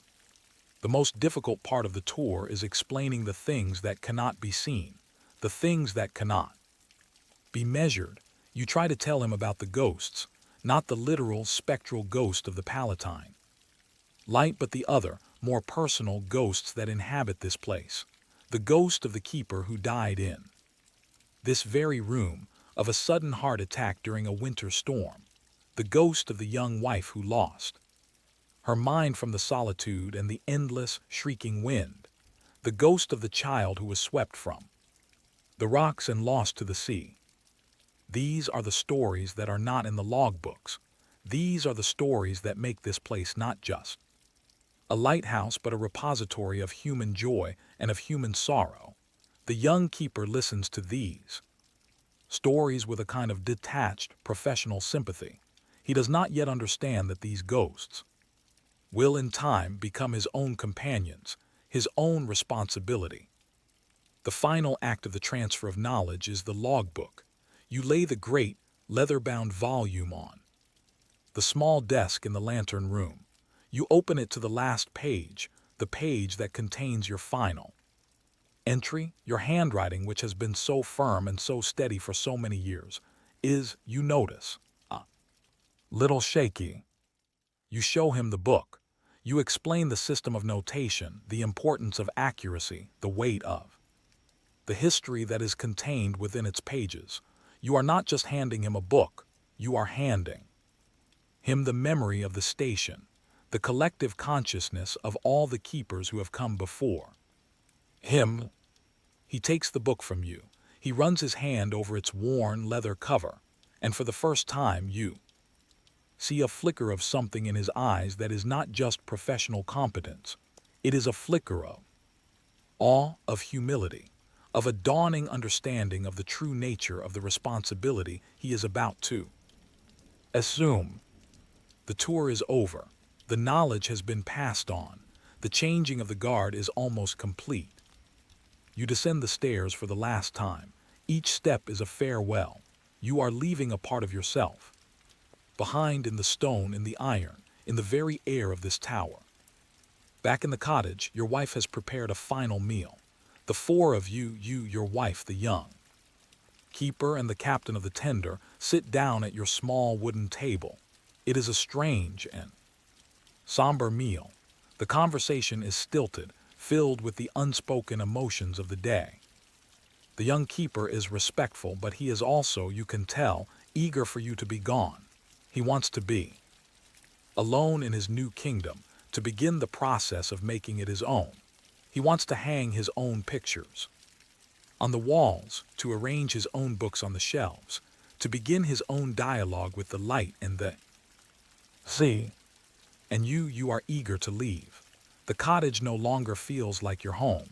It is a place of ghosts, of memories of a life that is now over. To stay here any longer would be to become a ghost yourself. A sad, lingering presence in a world that is no longer yours. The meal ends. The captain of the tender looks at his watch. It is time to go. You and your wife take one last look around the small, bare room that has been the container for your entire life together. You look at each other, and in your wife's eyes, you see the same mixture of sorrow and of relief that you feel in your own heart. You walk out of the cottage and you do not look back. You walk down to the landing where the launch is waiting. The young keeper is standing at the door of the cottage watching you. He raises his hand in a final formal salute. You return the gesture. It is a silent and deeply moving acknowledgement of the bond that you now share, the bond of the keepers of the light. You step into the launch. The engine starts and the boat pulls away from the island. You look back at the tower, your tower, standing tall and proud against the afternoon sky. It looks strange from this perspective, the perspective of a visitor, of a stranger. And as the boat moves further and further away, and the island grows smaller and smaller, you keep your eyes fixed on the tower until it is just a thin, gray needle on the horizon. And you know that a part of you will remain there forever. A silent, unseen guardian, a ghost in the machine, a keeper always of the light. But as you turn your face towards the mainland, towards the new and uncertain life that awaits you, you are confronted with the final and most daunting question of all. You have spent your life providing a beacon for others, but who now will provide a light for you? The light for your own journey, you discover, must come from within. The transition to life on the mainland is a disorienting and often painful process of reinvention.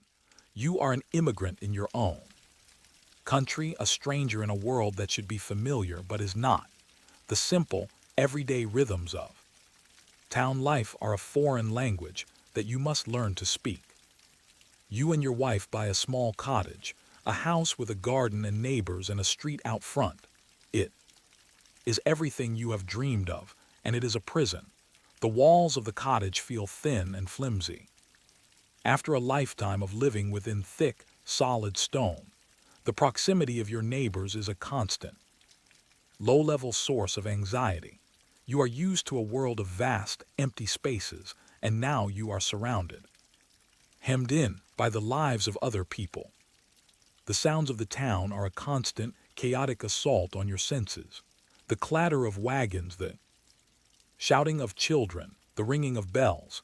It is a cacophony that you find both exhausting and strangely empty. It is noise without meaning, without the deep, resonant significance of the sounds you are used to. The roar of the storm, the cry of the gulls, the steady, rhythmic heartbeat of the clockwork. You find that you have too much time. Your days, which were once so full of purpose, of a clear and demanding routine, are now a vast, unstructured, and empty expanse. You try to fill the time, you work. In your garden, you read your books, you take long, aimless walks, but you are haunted by a sense of uselessness, of a profound and gnawing irrelevance. You are a man who was once responsible for the safety of hundreds of lives, for the guidance of millions of dollars of commerce. Now you are responsible for nothing more than weeding your petunias. Your wife, you notice, adapts more easily. She revels in the simple, social pleasures that she has been denied for so long. She joins the church sewing circle. She gossips with the neighbors over the garden fence. She enjoys the simple, miraculous convenience of being able to walk to a shop and buy a loaf of fresh bread. She is reconnecting with a world that she was a part of before she met you, but you have never been a part of this world. Your world has always been the sea. You find yourself drawn again and again to the harbor. You sit on a bench and you watch the ships coming and going. You talk to the sailors, the fishermen, the old retired captains. They are the only people who understand your language, who understand your past. You tell them stories of your life in the lighthouse, and they listen with a kind of respectful awe. You are a living legend, a relic of a heroic age, but you feel like a ghost, a man who is already a part of the past. And every night as the sun begins to set, you feel a deep, instinctual, and painful pull. It is the call of the light. Your body, your soul, your very being is telling you that it is time to climb the stairs, to light the lamp, to begin your watch. The instinct is so powerful that it is a physical ache. You must consciously, deliberately, resist the urge to return to a life that is no longer yours. You find a high point of land on the edge of the town, a place from which you can see the sea. And on a clear night, if you look very carefully, you can just make out a tiny, distant, and intermittent spark of light on the horizon. It is your light, your old light.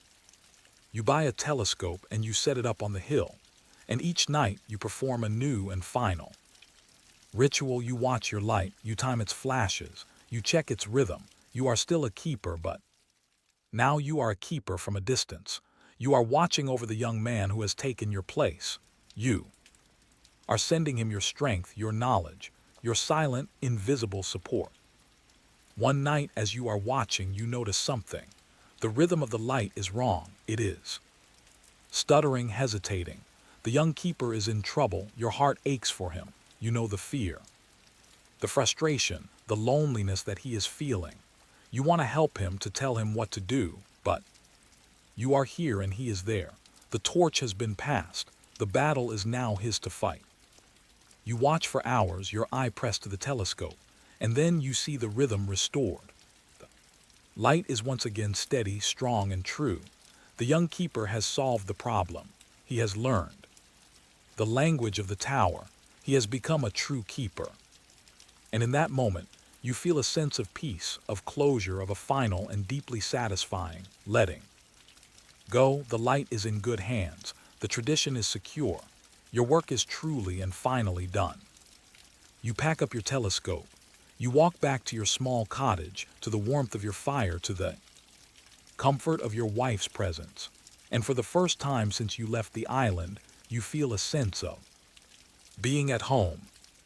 You have learned that the light you were searching for was not on the horizon. It was here in this small, quiet life. It is the light of love, of memory, of a life of service honorably completed.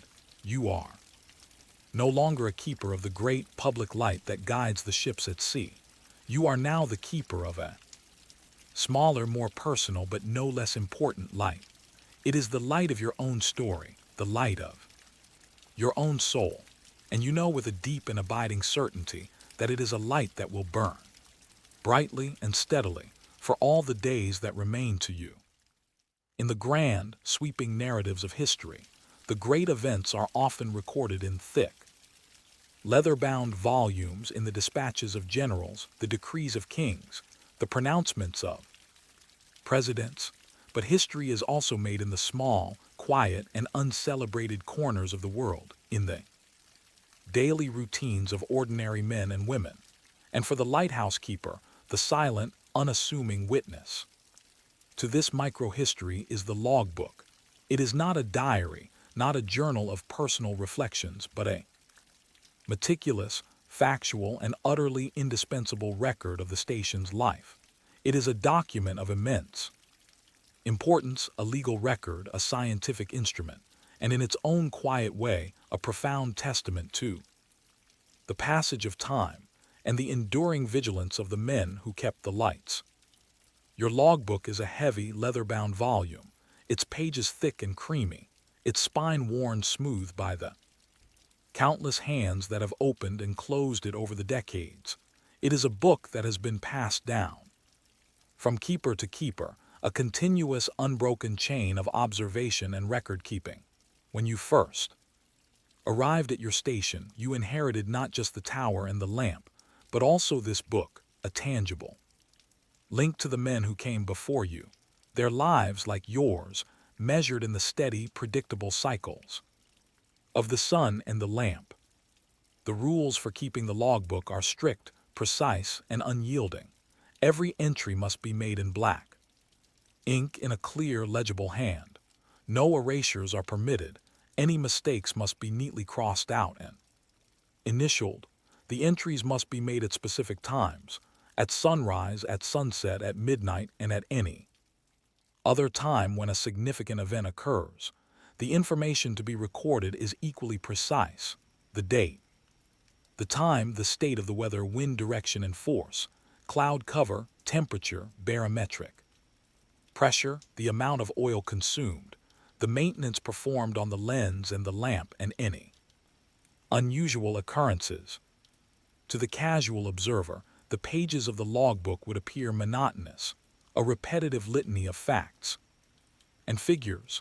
Light extinguished at 5:37 a.m., lens and lantern cleaned, all in order, wind and W force 3. Clear sky, barometer 30.1. Day after day, week after week, year after year, the same phrases, the same observations, the same meticulous record of a life lived in quiet, unvarying routine. But to you, the keeper, the logbook is far more than just a collection of dry facts. It is a living document, a chronicle of your own life and the life of your station. As you make your daily entries, you are not just recording data, you are participating in a ritual, a sacred act of witness. You are adding your own voice to the chorus of voices that have filled these pages over the decades, a chorus of men who, like you, dedicated their lives to the silent, vital work of keeping the light. The logbook is your constant companion, your silent confidant. It is always there on the small desk in the lantern room or in your cottage, waiting for your hand to open its pages. It is a place where you can record the small triumphs and the quiet struggles of your daily life, the successful repair of a stubborn piece of machinery, the unexpected arrival of a rare bird, the first sight of a ship after a long, lonely storm. These are the small moments that punctuate the long, quiet hours of your watch, and they are all recorded, in their own precise and understated way, in the pages of the logbook. But the logbook also bears witness to the great, dramatic events that occasionally intrude upon the quiet rhythm of your life, the sudden terrifying descent of a hurricane, the long, agonizing hours of a dense fog, the grim, heartbreaking aftermath of a shipwreck. These are the moments when the dry, factual language of the logbook takes on a new, almost poetic power. The simple, understated words become a testament to courage, to endurance, to the raw, brutal reality of life and death on the sea. October 27, 1873, 10:00 p.m. Wind NE force 10. Barometer 28.5. Heavy seas breaking over island. Lantern room breached by wave. Lens damaged, light extinguished, attempting repairs. These are the words that speak of a night of terror, of a desperate struggle against overwhelming odds, of a man pushed to the very limits of his endurance. They are words that, to the initiated eye, tell a story of heroism far more eloquently than any grand, sweeping narrative. The logbook is also a tool of accountability. It is the primary document that the inspector will examine. On his annual visit, he will scrutinize every entry, looking for any sign of negligence, of carelessness, of a failure to adhere to the strict regulations of the lighthouse board. Your logbook is your defense, your proof of diligence, your silent witness to a year of faithful service. But beyond its official function, the logbook is a repository of human experience. It is a collection of lives lived in quiet isolation, dedicated to a single noble purpose. It is a record of the changing seasons, the shifting patterns of the weather, the slow, inexorable march of time. It is a testament to the enduring power of human vigilance, of the simple, repetitive, and utterly vital act of keeping a light burning in the darkness. As you turn the pages of your logbook, you are not just reading about the past, you are touching it. You are connecting with the men who came before you, their hands like yours, stained with ink, their eyes like yours, weary from the long watch. You are a part of a long, unbroken chain, a silent brotherhood of keepers whose collective story is contained within the pages of this single, unassuming book. But the logbook is a silent witness. It records the facts, but it does not interpret them. It tells you what happened, but it does not tell you why. It records the events, but it does not record the emotions, the fears, the hopes, the dreams of the men who lived them. What secrets, what unspoken truths lie hidden between the lines of this meticulous, factual record? The logbook, in its very precision, creates a void. It is a meticulously drawn map of the surface of events, but it offers no glimpse into the hidden currents beneath. It records the what, but rarely the why. And it is in this void, in the spaces between the lines of factual entries, that the true, unspoken history of the lighthouse station resides. You, as a keeper who has lived this life, are uniquely positioned to read these silences, to interpret the subtle clues that hint at the human drama unfolding behind the dry, official prose. You find yourself, in the long, quiet hours of your watch, turning back through the pages of the logbook, not to check a date or a weather entry, but to search for these hidden narratives. You are an archaeologist of human experience, sifting through the layers of official record for the faint, almost invisible traces of emotion, of struggle, of the personal lives that were lived within the confines of this isolated rock. You notice, for instance, a sudden unexplained gap in the entries, perhaps a day or even two, where the meticulous record-keeping abruptly ceases. The next entry will resume as if nothing has happened, the handwriting as neat and precise as ever. But you know that such a gap is not a sign of carelessness, but a sign of crisis. It speaks of a time when the keeper was too ill to write, too exhausted from a prolonged battle with a storm, too consumed by a personal tragedy to pick up his pen. The silence on the page is a scream. You might find a series of entries that, taken individually, seem unremarkable, but when read in sequence tell a story of slow, creeping despair, a sudden increase in oil consumption, far beyond what the weather conditions would warrant, a series of minor, almost imperceptible errors in the timing of the light, a notation about a broken piece of equipment, followed by a long, unexplained delay in its repair. These are the subtle signs of a keeper who is struggling, a man whose grip on his duties and perhaps on his sanity is beginning to slip. The logbook, in its very objectivity, becomes a chilling record of a mind unraveling. You also look for the subtle, almost unconscious acts of defiance, the small ways in which a keeper,